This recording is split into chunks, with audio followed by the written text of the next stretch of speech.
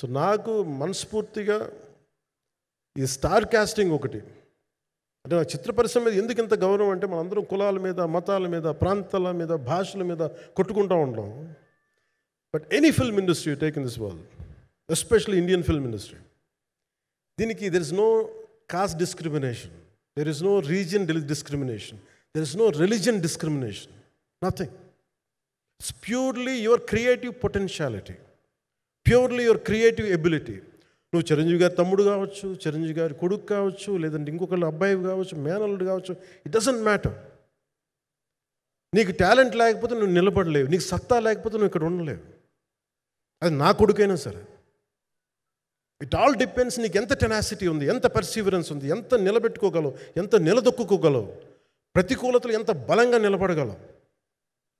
ఒక నిర్మాత సినిమా తీయడం అంటే ఒక యజ్ఞం చేయడం లాంటిది. తిట్లు తినాలి, ఇబ్బందులు పడాలి, అన్నీ పడిన తర్వాత ఫైనల్ డబ్బులు మిగిలితే కూడా లేదు తెలియదు. ఇలాంటి పరిస్థితుల్లో నాకేమనిపించిందంటే ఈయన పడ్డ కష్టం చెప్పాలనిపించింది ఈ రోజున.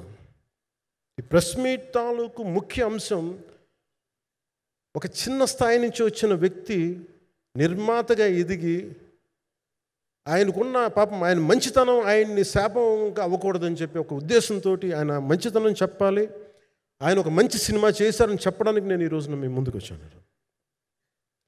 ఎందుకంటే నేనేం నమ్ముతానంటే సినిమా బాగుంటే ఎలాగో చూస్తారు, దీని గురించి చెప్పక్కర్లేదు. సినిమా బాగాలేకపోతే ఎలాగో చూడరు, మీరు ఎంత పబ్లిసిటీలు చేయండి ఇవన్నీ అనుకోండి. అందుకే నేను పెద్ద ఎక్కువ మాట్లాడడానికి ప్రయత్నం చేయను. కానీ ఈ పర్టికులర్ రోజు మటుకు, ప్రత్యేక ఈ రోజు మటుకు ఆయన పడ్డ కష్టం ఈ సినిమాకి, అలాగే ఒక్కొక్క కాస్టింగ్ ఆయన చేసింది, దీనికి నేను కృషి గారిని కూడా చాలా మనస్ఫూర్తిగా అభినందిస్తున్నాను.